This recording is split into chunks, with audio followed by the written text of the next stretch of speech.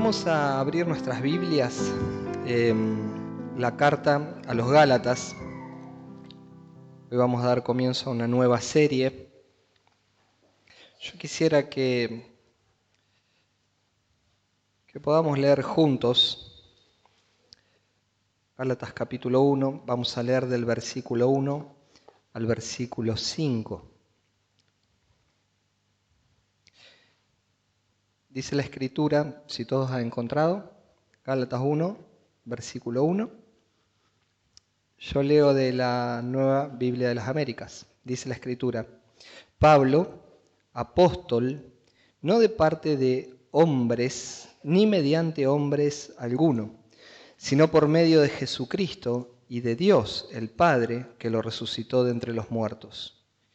Y todos los hermanos que están conmigo, a las iglesias de Galacia, gracia y paz a ustedes de parte de Dios nuestro Padre y del Señor Jesucristo, que Él mismo se dio por nuestros pecados para librarnos, de este presente siglo malo, conforme a la voluntad de nuestro Dios y el Padre, a quien sea la gloria por los siglos de los siglos. Amén. Vamos a orar y luego meditamos un poquito en esto. Padre, te damos gracias por esta oportunidad que nos das de volver a reunirnos, de estar junto a mis hermanos. Gracias por el privilegio que tenemos de adorarte, de honrarte, de darte gloria a ti. Y queremos rogar, Señor, que ahora al abrir tu palabra, al meditarla, vos hables a nuestro corazón, Señor. Sabes que nuestro corazón está sediento, necesitamos, Señor, que nos hables. Gracias por esta nueva serie que comenzamos hoy. Te pido, Señor, que me des sabiduría, que me ayudes, Señor, a poder ser claro en cada idea, a poder expresar en una forma clara, pero sobre todo en una forma, Señor, que te agrade a ti, que pueda transmitir cada idea por la cual tu palabra fue inspirada en una forma correcta. Vos sabés de la debilidad que tenemos cada uno de los predicadores, de la humanidad, Señor, de las limitaciones, pero tu palabra es poderosa. Yo te ruego que tu Espíritu, Señor, esté obrando en cada corazón, aplicando la palabra a cada corazón. Lo pedimos en tu nombre, Jesús. Amén. Bueno, como decía, ¿no? Hoy comenzamos con una nueva serie expositiva en la Epístola a los Gálatas. Como lo hacemos habitualmente cada vez que comenzamos una carta nueva o un libro nuevo, generalmente tratamos de hacer previo a empezar a meditar en las Escrituras la introducción. La introducción, ya sea un libro, una carta, lo que fuera. Entendemos que, aunque lleva un poquitito de tiempo, porque a todos nosotros nos gusta ir de lleno al texto y empezar a meditar las Escrituras, pero aunque lleva un poquito de tiempo, entendemos que es importante hacer una introducción a la carta para poder entender el contexto general de la carta. De esa manera vamos a poder interpretar mejor y entender algunos sucesos, algunos hechos que van aconteciendo dentro de la carta. Entonces, así que bueno, como siempre les ruego que tengan un poquitito de paciencia. Yo sé que uno quiere ir derecho al texto, pero un poquito de paciencia. Para comenzar, siempre pregunta que debemos respondernos, ¿no? ¿A quién escribió la carta? ¿A quién fue dirigida? ¿Por qué? Este tipo de cosas, ¿no? Bueno, para empezar a dar respuesta, esta carta fue escrita entre el año 48 y el año 50 después de Cristo. Entre las cartas que escribe Pablo, podríamos decir que una de las primeras, junto con la carta a los tesalonicenses, son de las primeras cartas que escribe Pablo. Es más, para mí esta carta, yo tengo la idea de algunos comentaristas o eruditos de que esta carta fue escrita antes de Hechos 15, antes del Concilio de Jerusalén. Ya cuando empecemos el desarrollo de la carta se va a dar cuenta por qué le digo esto. Pero para mí esta carta fue escrita por ahí. El autor de esta carta claramente es el apóstol Pablo y está dirigida a las iglesias de Galacia. En esto de las iglesias de Galacia hay un cierto desacuerdo también en los eruditos en cuanto a qué se refiere a Galacia, o sea, qué comprende Galacia. porque en la antigüedad Galacia era una ciudad al principio, una región muy pequeña, una región que estaba habitada por lo que se conoce en la historia como los bárbaros, los celtas, los galos o galeos, como se le decía en algunos lugares. De ahí justamente como eran galos o galeos, de ahí deriva la palabra Galacia justamente. Pero en definitiva era una ciudad muy pequeña, una región muy pequeña, que posteriormente, bajo el Imperio Romano, se convirtió en una provincia menor de Asia.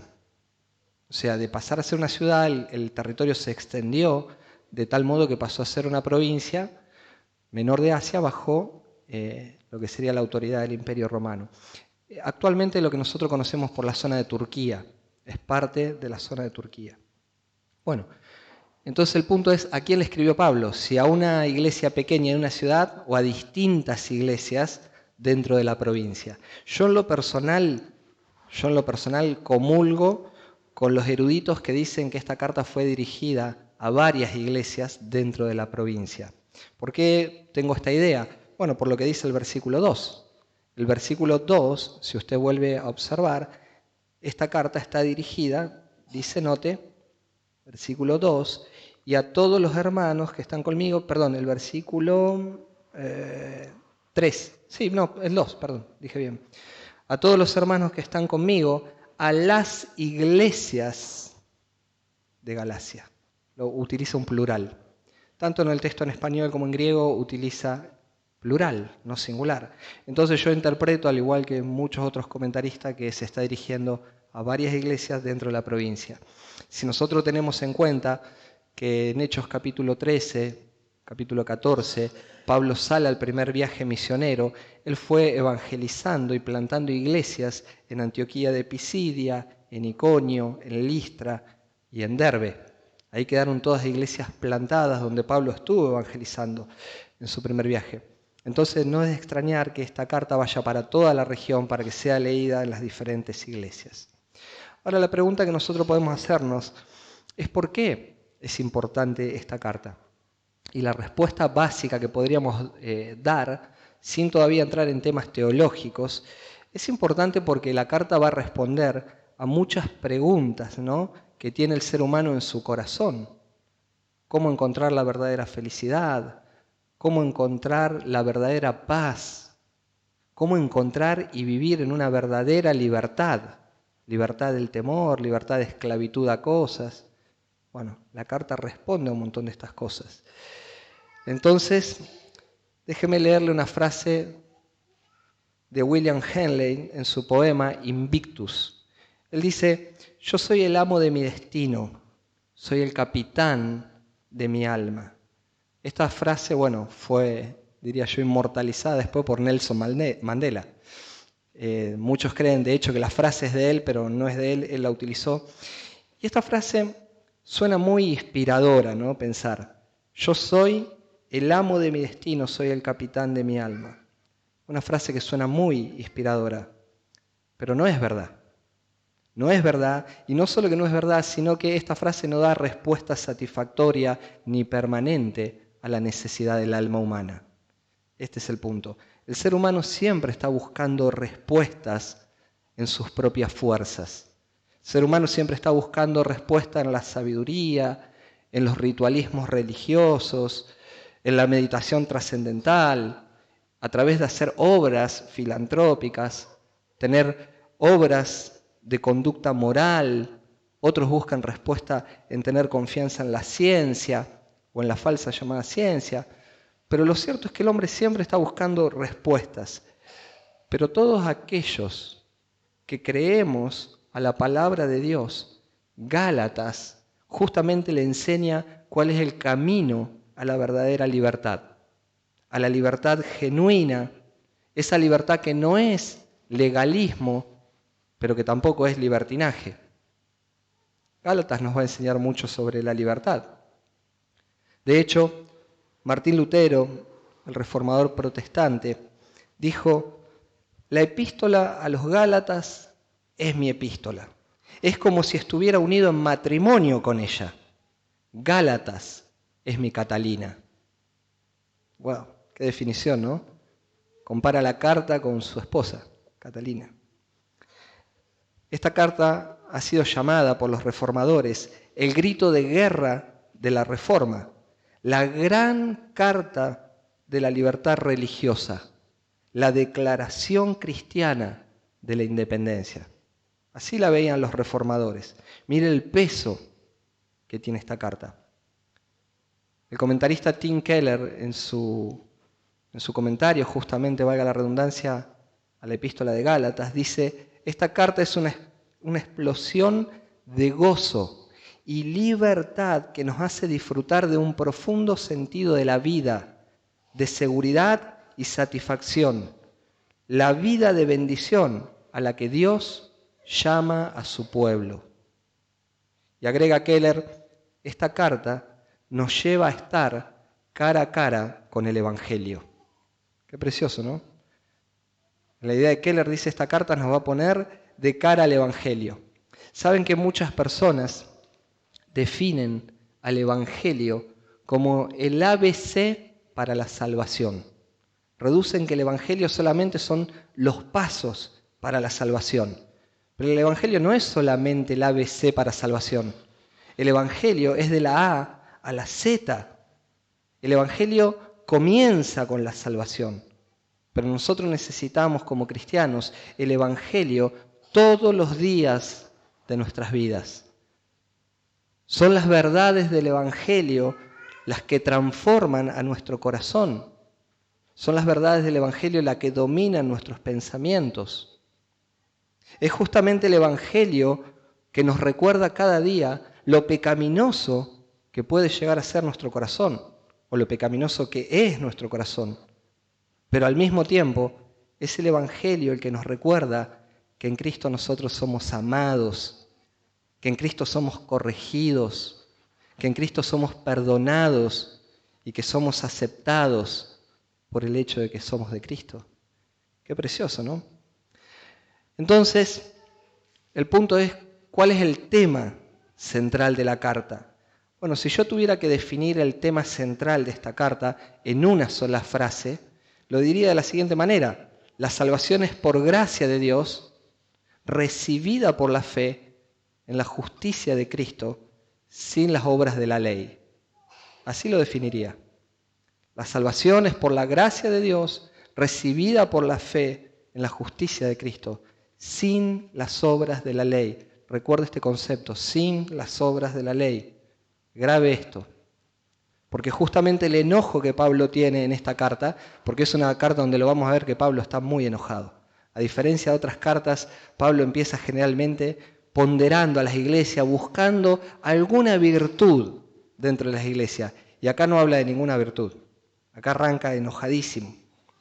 Y bueno, el enojo justamente que tiene Pablo es con los falsos maestros judaizantes que están tratando de convencer a los hermanos de Galacia de que la fe en Cristo no era suficiente, que la fe en Cristo era el inicio, pero para ser salvo necesitaban aún agregar, sumar las obras de la ley.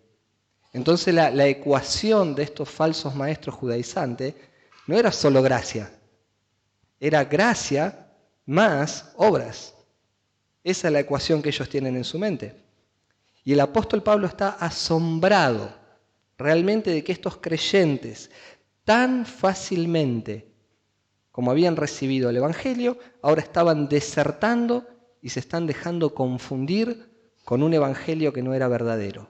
Mira el versículo 6. Leamos juntos el versículo 6. Mire cómo Pablo arranca. Me maravillo de que tan pronto ustedes hayan abandonado a aquel, en mayúscula, a Cristo se está refiriendo, que hayan abandonado a aquel que los llamó por la gracia de Cristo para seguir un evangelio diferente. Qué tremendo, hermanos. Miren el enojo de Pablo. Dice, ¿cómo están abandonando para seguir un evangelio diferente? No es el tema de hoy, después vamos a hablar más adelante de eso. Fueron llamados por el Señor por gracia, pero ahora parece que Cristo no es suficiente y están intentando sumar cosas. Entonces, teniendo en cuenta esto, Pablo los va a exhortar, a los hermanos de Galacia, a no perder la fe en el Evangelio. a no perder la fe en el Evangelio. Por eso la palabra Evangelio en esta carta es significativo la cantidad de veces que va a aparecer. La cantidad de veces que aparece la palabra Evangelio, ya sea como un sustantivo o como un componente verbal, pero aparece reiteradas veces dentro de la carta. Acompáñenme por un segundo de vuelta. Acabamos de leer en el versículo 6, capítulo 1, dice, para seguir un evangelio diferente. Mire el versículo 7, que en realidad no es otro evangelio. Tremendo. Mire un poquito más abajo en el versículo 7. Hay algunos que los perturban a ustedes y quieren pervertir el evangelio de Cristo. Versículo 8. Pero si aún nosotros o un ángel del cielo les anunciara otro evangelio. Versículo 9. Si alguien les anuncia un evangelio contrario. Versículo 11. Pues quiero que sepan que el evangelio. Miren el versículo 16. Revelar a su Hijo en mí para que yo anunciare entre los gentiles. Y agrega, componente verbal. ¿Qué es lo que tenía que anunciar Pablo? El evangelio. Versículo 23 dice, ellos solo oían decir que aquel que en otro tiempo nos perseguía ahora predica la fe. ¿Qué fe? El evangelio. Capítulo 2, mira el versículo 2, dice Pablo, subí por causa de una revelación y les presenté el evangelio. Versículo 5, a fin de que la verdad del evangelio. Versículo 7, sino al contrario, vieron que me había encomendado el evangelio. Capítulo 2, verso 14, de vuelta, cuando vi que no andaban en rectitud en cuanto a la verdad del evangelio. Capítulo 3, verso 7, dice, por tanto sepan que los que son de la fe, estos son hijos de Abraham. La Escritura, previendo que Dios justificaría a los gentiles por la fe, el Evangelio. Capítulo 4, versículo 13, pero saben que fue por causa de una enfermedad física que les prediqué el Evangelio la primera vez. Y así podríamos seguir. Porque la idea que cruza la carta de Gálatas, el Evangelio. El Evangelio. Gálatas nos va a poner cara a cara justamente con el Evangelio. Y si tuviéramos que hacer un bosquejo o la estructura de cómo está dividida la carta a los Gálatas, una estructura simple, en forma diríamos macra, no entrando en los detalles, sino en forma macro, yo lo dividiría en 3 partes. No vamos a hablar de subdivisiones, porque eso lo vamos a ir desarrollando a medida que vayamos predicando la carta. Pero si lo dividimos, aunque sea en 3 partes, podemos dividir capítulo 1 y capítulo 2 como la parte personal. Capítulo 1 y 2 es la parte personal, tiene un tinte personal. ¿Por qué? Porque Pablo defiende el origen de su ministerio y el origen del Evangelio. Capítulo 1 y 2. Capítulo 3 y 4 es el aspecto doctrinal de la carta, donde encontramos que es la defensa del Evangelio, donde Pablo nos enseña que la salvación es por gracia mediante la fe y va a combatir contra el legalismo. Pero es el aspecto doctrinal. Y capítulos 5 y 6, que es el tercer punto, es el aspecto práctico de la carta. Cómo el Evangelio nos enseña a nosotros a vivir la libertad cristiana. Cómo el Evangelio en la práctica nos enseña a vivir nuestra libertad cristiana. Con toda esta información en mente, entonces nosotros comenzamos ahora nuestro viaje por la carta de Gálatas, para que cuando lleguemos al final entendamos toda la libertad que gozamos en Cristo por causa del Evangelio, y que esa libertad no es legalismo, pero que tampoco es libertinaje. Versículo 1, capítulo 1, note que Pablo comience diciendo Pablo, no de parte de hombres, ni mediante hombre alguno, sino por medio de Jesucristo y de Dios, el Padre que resucitó entre los muertos. A diferencia de otras cartas, notemos que comienza Pablo saludando en una forma muy enérgica, ¿no? Como decíamos antes. No empieza con ninguna palabra de alabanza hacia la iglesia, y lo primero que él dice, Pablo, apóstol, y enseguida dice, no de parte de hombres, ni mediante hombre alguno. Pablo está afirmando con esto que su apostolado no es de origen humano, sino que es de origen divino. Su llamado al ministerio viene de parte de Dios. La palabra apóstol significa literalmente enviado, un enviado. Eso significa un apóstol. Y aún dentro del contexto judío, era una palabra muy utilizada. Para los judíos la palabra apóstol era una palabra significativa, porque era una persona que tenía el deber, la comisión de llevar un mensaje a alguien que le había sido encomendado por una autoridad superior. Este era el concepto. Cuando había algún problema entre las sinagogas en los alrededores de Jerusalén y los rabinos de peso, de autoridad, tomaban alguna decisión sobre algún tema, bueno, lo notificaban a las distintas sinagogas enviando un apóstol, un mensajero que lleve cuál era la decisión a la cual habían llegado los rabinos. Bien, durante el ministerio de Jesús hubo un gran grupo de personas que se convirtieron al Señor y que siguieron al Señor como sus discípulos.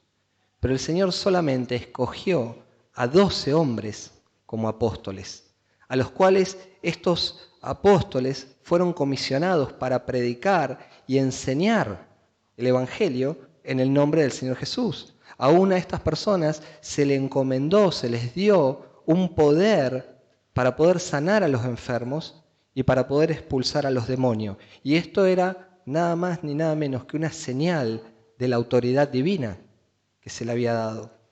Después de la muerte de Judas, nosotros sabemos que quien entra en reemplazo de Judas fue Matías. Pero a posterior de Matías, el Cristo resucitado llama a Pablo. El Cristo ya resucitado llama a Pablo. Déjeme aclarar algo. Este tipo de apóstoles ya no hay más. Con esta comisión, con esta autoridad, con este poder, solamente lo tuvieron los 12. Y uno dice, pero yo escucho que en un montón de lugares hay apóstoles. Mire, llámele como usted quiera. Como estos 12, no son. Podemos entender que se le diga a una persona que se manda a la misión, a un plantador de iglesia, pero esas personas son enviados por la iglesia. Pero estos 12 fueron comisionados y se le delegó una autoridad de parte del Señor mismo. Solo ellos fueron apóstoles de esta clase. Y Pablo justamente afirma pertenecer a este grupo de apóstoles. Pablo afirma que él es de este grupo, contra las falsas acusaciones que le estaban haciendo los judaizantes, diciendo que Pablo era un apóstol de segunda, que su mensaje no era verdadero, que su mensaje era un mensaje dudoso, que él no tenía autoridad para hablar de este mensaje, porque en definitiva él no era del grupo de los 12. Ciertamente Pablo no estuvo entre los 12, pero estuvo con Cristo resucitado y fue instruido por el Cristo resucitado. Porque para ser uno de estos apóstoles, entre las condiciones que tenían o debían tener, ¿cuál era? Haber sido instruidos por el Señor, haber sido básicamente testigos de su muerte y de su resurrección.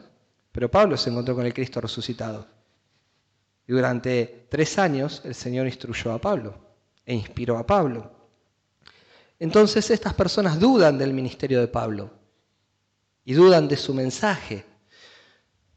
Con relación a este tema, a este comentario, Calvino dijo lo siguiente: recordemos entonces que la verdad del Evangelio estaba siendo atacada en la persona de Pablo. Qué tremendo, ¿no? Es decir, si seguimos el razonamiento de lo que nos está diciendo Calvino, es que el razonamiento de sus detractores, de aquellos que atacaban a Pablo, es que si este mensajero era de origen humano, también su mensaje era humano. Su mensaje no tenía mayor autoridad. Ese es el patrón que piensan sus detractores. Ellos creen que sembrando dudas sobre la autenticidad del ministerio del apóstol Pablo, lograrían de esa manera desacreditar o destruir el mensaje del Evangelio. Que el Evangelio no era solo la salvación por gracia, sino que se necesitaban las obras de la ley, que había que sumarle los ritos, y de esa manera estaban confundiendo a los hermanos en Galacia. Por eso Pablo, cuando dice que él es un apóstol de Jesucristo, enviado por Jesucristo y por la voluntad del Padre, Pablo no está defendiendo su ministerio por una cuestión de orgullo, de cargo, de que no lo quieren reconocer, sino que Pablo entiende que lo que está en juego es el mensaje, la autoridad del Evangelio. Por eso defiende su ministerio, porque si su ministerio no es de origen divino, su mensaje tampoco. No es una lucha por el orgullo, porque lo reconozcan. Es porque lo que se está jugando acá es la autoridad del mensaje. Entonces, en contraste a un llamado de hombres, como ellos piensan, Pablo afirma que su llamado tiene origen divino, porque él dice, por medio de Jesucristo y de Dios el Padre que lo resucitó de entre los muertos. Noten esto, ¿no? Que en el llamado de Pablo vemos la voluntad divina en la intervención tanto de la primera como de la segunda persona de la Trinidad, porque él dice que fue llamado por medio de Jesucristo, pero también dice que fue llamado por medio de Dios el Padre. Cristo resucitado se le apareció en el camino a Damasco para salvarlo a Pablo, pero después para comisionarlo, para llevar el Evangelio entre los gentiles. Y esto fue todo en plena concordancia con la voluntad del Padre. Ahora, después que Pablo defiende su ministerio, defiende su llamado, Pablo comienza a recordarles a ellos nuevamente, el mensaje del Evangelio. Miren cómo empieza el versículo 3. Pablo dice, gracia y paz a ustedes de parte de Dios, nuestro Padre, y del Señor Jesucristo. Más allá del enojo que tiene Pablo, los sigue saludando con el mejor deseo de gracia y paz. Y es interesante que nos detengamos por un minuto acá, ¿no? ¿Por qué digo esto? Porque estamos tan acostumbrados nosotros a este saludo de Pablo, de leer gracia y paz. Muchos lo practican, cuando se cruzan entre hermanos dicen paz, ¿o no? Paz del Señor. Entonces está tan incorporado en el lenguaje nuestro, gracia y paz, que a veces la misma costumbre hace que leamos rápido este saludo como que no pasó nada. Pero en realidad estas dos palabras están cargadas de un contenido teológico extraordinario. Estas dos palabras, en cierto modo, resumen lo que es el Evangelio. Ya nos empiezan a dar una línea del Evangelio en forma compactada. Y notemos que Pablo dice gracia y paz. No dice paz y gracia, dice gracia y paz. Es decir, que la gracia antecede a la paz. La gracia es previa a la paz. Y es lógico, porque la gracia es la fuente de la salvación. La gracia es el favor inmerecido de Dios hacia el pecador, independientemente de cualquier mérito, independientemente de cualquier obra humana que las personas puedan hacer. La gracia es esto, un favor de parte de Dios en forma inmerecida. Dispensar gracia hacia el pecador es una muestra del amor bondadoso de Dios hacia sus escogidos. Cuando una persona es salvada, cuando una persona es redimida, cuando una persona es reconciliada con Dios, esa persona recién ahí empieza a experimentar paz, no antes. Cuando una persona es redimida, experimenta paz con Dios, paz con el prójimo, paz interior. Paz interior. Y cuidado, porque esta paz no significa ausencia de conflicto. Si usted agarra el diccionario y busca la palabra paz, seguramente va a encontrar que dice ausencia de guerras, ausencia de conflicto. No es ese tipo de paz lo que Pablo está diciendo. No significa ausencia de guerra, sino este tipo de paz es la calma interior que es resultante de haber sido perdonados por Dios, de haber sido reconciliados con Dios a través de la obra de Jesucristo. Es la paz que deriva de ahora vivir en comunión permanente con Dios, confiando y descansando en que el Dios soberano está en el control de nuestras vidas. Y aunque alrededor nuestro sea un campo minado, aunque alrededor nuestro esté lleno de situaciones de adversidad y de conflicto, podemos estar en paz, experimentar paz, porque descansamos que el Dios soberano, el eterno, el omnipotente, ese Dios nos ama y está en control de nuestras vidas. Pablo anima a los hermanos en Filipos a que no estén por ninguna causa afanados, sino más bien los anima a orar. Él le dice, hagan oraciones, hagan ruegos con acción de gracias.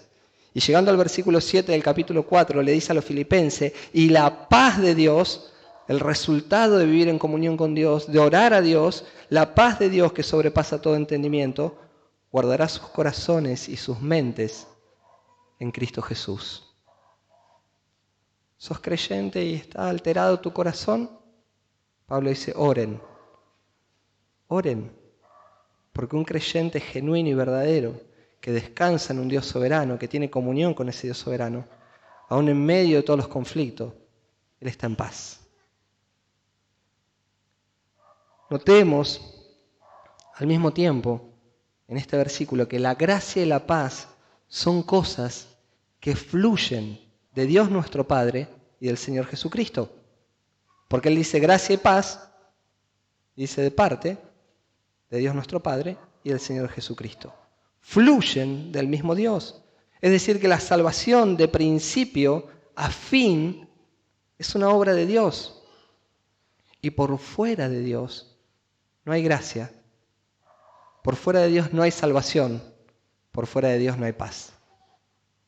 Puede encontrar paliativos. Usted puede buscar miles de paliativos en la vida, pero jamás va a experimentar la paz verdadera. Solo es cuestión de tiempos. Después de este saludo cargado de teología que nos hace Pablo, inmediatamente demuestra que la gracia y la paz se lograron materializar por la obra de la cruz. Versículo 4. Mira el versículo 4. Repito, la gracia y la paz se materializaron por medio de la obra de la cruz. Versículo 4 dice que Él mismo se dio por nuestros pecados para librarnos del presente siglo malo, conforme a la voluntad de nuestro Dios y Padre. En este versículo se termina de compactar el mensaje del Evangelio. Ya sabemos por el versículo 1 que Dios el Padre lo resucitó de entre los muertos, porque dice esto en el versículo 1. Entonces nosotros ahora estamos, diríamos, de frente a lo que es el corazón del Evangelio. Estamos de frente a la muerte expiatoria y a la resurrección del Señor Jesucristo, entendiendo que esto fue un acto voluntario tanto del Padre como del Hijo. Por el versículo 1 tenemos la garantía de que resucitó. Pero ahora sabemos que estamos frente al corazón del Evangelio y que esto fue voluntad tanto del Hijo como del Padre. Ponga sus ojos de vuelta en el versículo 4. Él mismo se dio. Él mismo se dio. Nadie lo obligó.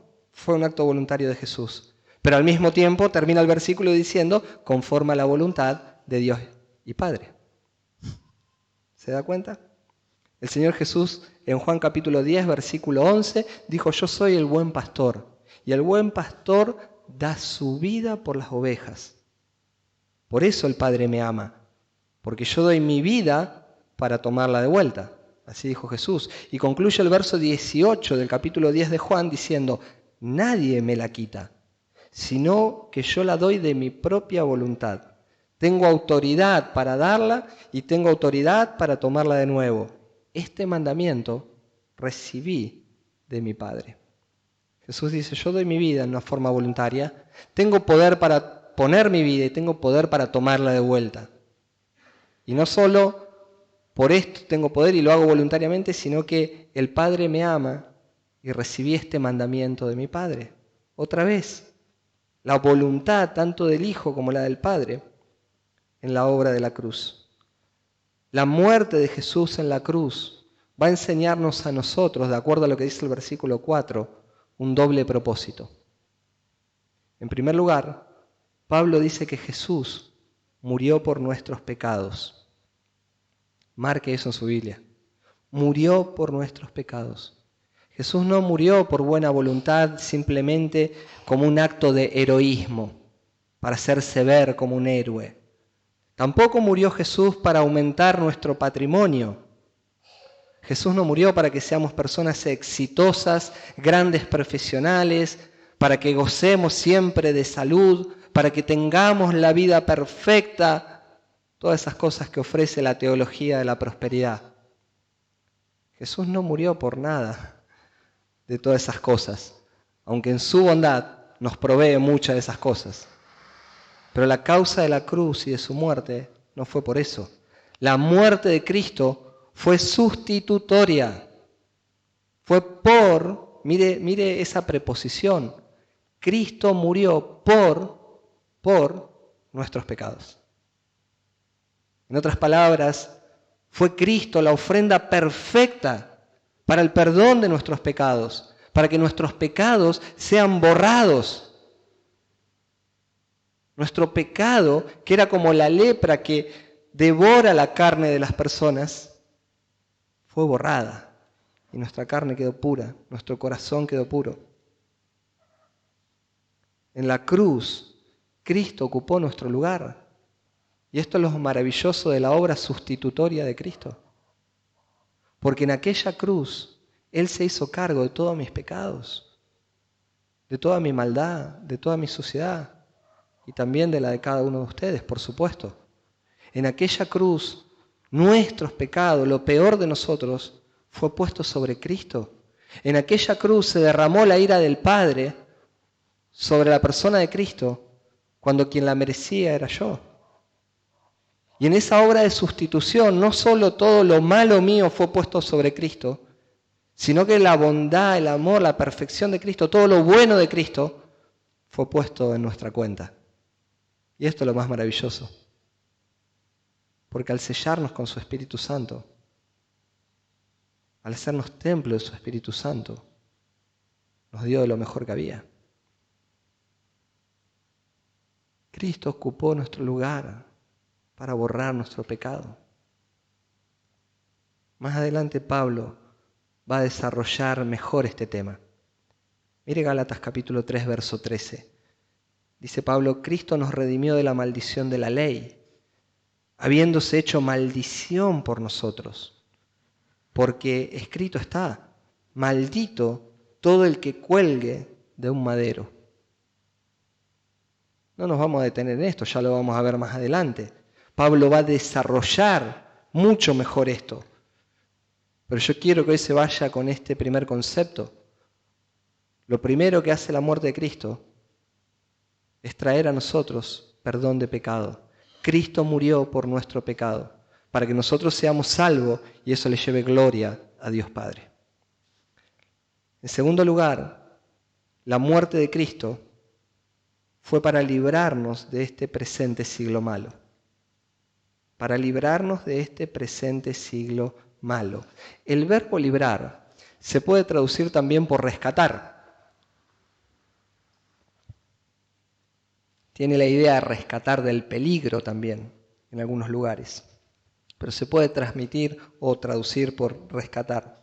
Es decir, aquellas personas que han depositado su confianza en el Señor Jesucristo son personas que fueron rescatadas, libradas. ¿Rescatadas de qué? Del presente siglo malo. Y cuando habla de siglo malo, la referencia a siglo malo no es una cuestión de tiempo. Esto del siglo no se está refiriendo a una cuestión de tiempo, sino que la referencia es a un sistema.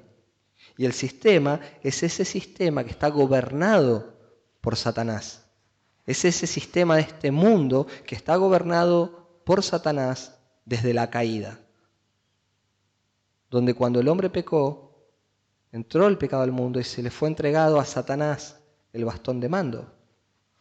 Entonces la referencia es hacia ese tipo de sistema. Pero cuando los creyentes son redimidos, inmediatamente no son quitados de la tierra. No somos quitados de este mundo. Seguimos estando en este mundo, aunque no somos de este mundo. Somos dejados aquí porque los creyentes, según la Escritura, son la sal y la luz en este mundo. Estamos en un mundo insípido, en un mundo que anda en oscuridad, en un mundo que anda en tinieblas, donde los creyentes son la sal de la tierra esta. Son la luz para este mundo. Por eso los creyentes están en el mundo, pero no pertenecen al mundo. Porque desde el momento en que fueron redimidos por la obra de Cristo, inmediatamente pasan ahora a ser esclavos de Cristo, abandonando ese sistema satánico y pecaminoso. Pablo, cuando escribe a los Colosenses en el capítulo 1, versículo 13, les dice que Dios nos libró del dominio de las tinieblas y nos trasladó al reino de su Hijo amado. Estamos en este mundo, pero no pertenecemos. Ya no andamos bajo los parámetros de este sistema. Pablo le está diciendo a ellos, ahora anden en la libertad con la que Cristo los hizo libre. Y tienen poder en el Espíritu, ahora ustedes, para resistir a este sistema pecaminoso que gobierna en este siglo malo. Ya fueron liberados, sus pecados ya fueron perdonados. Entonces ahora tienen el Espíritu de Dios y por medio del Espíritu de Dios, por medio del Evangelio, por medio de la palabra, ustedes ahora sí pueden resistir en medio de este siglo malo. Que este siglo malo está dominado por la avaricia, por el celo, por el odio, por las borracheras, por la lujuria, por la lascivia, por los pleitos, podríamos hacer una lista interminable de pecados que gobiernan sobre este mundo.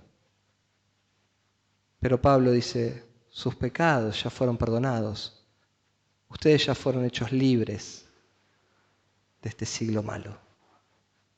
Ustedes fueron liberados de Satanás, del pecado y de la muerte. Me encanta cómo Pedro sintetiza esta idea del perdón y el rescate nuestro, ¿no? El rescate nuestro. En 1 de Pedro, capítulo 2, verso 24, el apóstol dice, Él mismo, haciendo la referencia al Señor, Él mismo llevó nuestros pecados en su cuerpo sobre la cruz. Note esto, Él mismo llevó nuestros pecados sobre su propio cuerpo en la cruz, a fin de que muramos al pecado y vivamos a la justicia, porque por sus heridas fueron ustedes sanados, pues ustedes andaban descarriados como ovejas, pero ahora han vuelto al pastor y al guardián de sus almas. Perdonó nuestros pecados, como ovejas descarriadas que andábamos, nos volvió a encaminar hacia Él, nos llevó hacia Él, y ahora estamos delante del pastor y el guardián de nuestras almas. Fuimos liberados de ese siglo malo. Nuestra alma ahora está en custodia de nuestro gran Dios. Y después de explicar Pablo el misterio de la cruz, de lo que estamos hablando acá en Gálatas, volviendo a Gálatas, después de explicar el misterio de la cruz y los beneficios que tuvo, Pablo termina el versículo 5, cerrando esta introducción, exaltando a Dios por una salvación tan grande. Verso 5, después de meditar en todo lo que dijo Pablo, la reacción natural de cualquier creyente diría, a quien sea la gloria por los siglos de los siglos. Amén. A quien sea la gloria. ¿Sabe que este fue uno de los pilares de la Reforma Protestante? Cuando hablamos de la Reforma Protestante pensamos solo Escritura, sola gracia, solo fe, solo Cristo, soli Deo gloria, solo a Dios la gloria. Pablo dice en el versículo 5, a quien sea la gloria. Y esto es natural. Pablo empezó defendiendo su ministerio porque lo que ellos cuestionaban era la autoridad del mensaje. Y para los reformadores era determinante la suficiencia de la Escritura, la autoridad de la Escritura. Por eso decían solo Escritura. El Evangelio es poder de Dios para salvar y es un mensaje seguro porque viene de Dios. ¿Y el mensaje cuál es? La salvación es por gracia, por medio de la fe. Y no había que agregar ninguna obra de la ley, que es lo que se va a discutir acá en Gálatas. La salvación solamente es por la obra expiatoria de Cristo. Y cuando vemos un mensaje tan maravilloso, no hay otra cosa en el corazón que expresar esto: solo a Dios la gloria. Solo a un Dios tan grande, tan maravilloso, tan sabio se le podía ocurrir un plan de salvación como este, tan lleno de bondad y de gracia. Es por eso que una teología correcta, sin duda, debe producir en el corazón de los creyentes una doxología, como hace Pablo en el versículo 5, digna para el único, para el soberano, para el magnífico Dios. A Él sea la gloria por los siglos. Y para cerrar ahora sí, mis hermanos, nuestro mensaje y pensar un minuto en cuanto a la aplicación que podemos llevar a nuestra vida. En lo que debemos meditar para aplicar. Bueno, en primer lugar yo quisiera que entendamos, o que debemos saber, mejor dicho, que el Evangelio siempre fue y será atacado, porque Pablo está defendiendo su mensaje. Defiende su ministerio para defender la autoridad del mensaje. El Evangelio siempre fue y será atacado. Los judaizantes de esta época ponían en duda la veracidad del mensaje de Pablo como apóstol. Y lógicamente era la estrategia de ellos para tratar de desacreditar el mensaje de Dios. Sin embargo, Pablo dice, este mensaje tiene origen divino. Y ya va a seguir desarrollándose, por supuesto, esto. Pero este mensaje es de origen divino. Este mensaje es de Dios. Este mensaje tiene poder para salvar y para transformar. Y muchas personas en la actualidad intentan hacer lo mismo. Intentan desacreditarlo al mensaje. Algunos en forma explícita atacan al Evangelio. Otros simplemente negándolo o no dándole crédito. Pero nosotros sabemos muy bien que el Evangelio es poder de Dios para salvar y es poder de Dios para santificar. El mensaje poderoso del Evangelio es este. Cristo murió por nuestros pecados. No murió para hacernos felices, no murió para hacernos exitosos, no murió para hacernos millonarios, no murió por nada de eso. El mensaje poderoso del Evangelio es Cristo murió por nuestros pecados. Cristo en un acto de gracia, en un favor inmerecido, fue a morir a la cruz por nuestros pecados, para reconciliarnos con el Padre y de esa manera asegurarnos vida eterna. De esto se trata el Evangelio. Y entre uno de los tantos beneficios que hoy tenemos en Cristo, es que gozamos de paz, como empezó diciendo en el saludo. Gozamos de paz. Paz con Dios, paz con los hombres, paz con nosotros mismos. Y si todavía en este lugar o en las redes, quienes están escuchando, hubiera alguna persona que no tuvo un encuentro con el Señor Jesucristo, hoy puede ser tu oportunidad. Hoy puede ser tu oportunidad.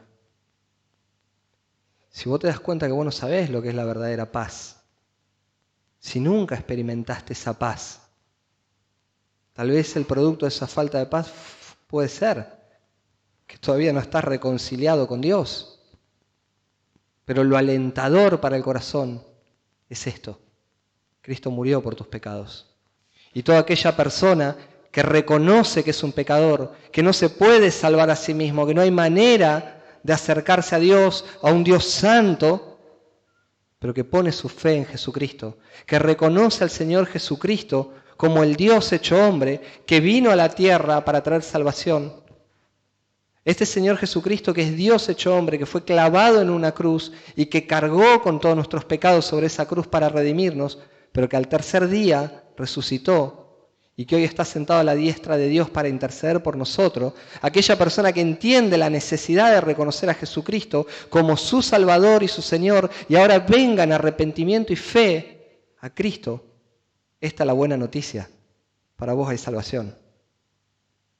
Dios está salvando. Y esta es una gran noticia. Hoy puede cambiar tu vida. Hoy podés reconciliarte con Dios. Hoy podés empezar a experimentar la paz que es resultante de volvernos en amistad con Dios, de ser convertidos en hijos de Dios. Pero en segundo lugar, como dijimos al principio, el Evangelio no queda reducido solo al mensaje de la salvación. El Evangelio es el comienzo. Empieza con la salvación. El Evangelio es el puntapié de arranque para la salvación. Claro que sí. Pero no se reduce solo a la salvación, porque necesitamos el Evangelio todos los días. El Evangelio lo necesitan los perdidos para salvación, como un día estábamos nosotros. Pero también los redimidos lo necesitamos el Evangelio todos los días para ser transformados. Todos los días necesitamos recordar que Cristo, por medio de la obra de la cruz, nos libró a nosotros del presente siglo malo. Todos los días necesitamos recordarnos que nosotros no somos esclavos del pecado. Que el pecado no nos lleva para donde queremos con nuestra voluntad sumida a él. Ahora tenemos libertad para combatir contra el pecado. Y tenemos la palabra, tenemos la oración, tenemos al Espíritu con nosotros. Ahora nuestra vida le pertenece a Cristo. Y cada día necesitamos recordarnos el Evangelio. Cada día necesitamos volver a Dios en comunión por medio de la oración. Porque es así como somos transformados. Es así como somos santificados. Es así como empezamos a disfrutar la verdadera libertad que nosotros tenemos en Cristo. Cada día necesitamos el Evangelio porque Él nos enfrenta con nuestros pecados. El Evangelio nos enfrenta con nuestro orgullo, con nuestras miserias.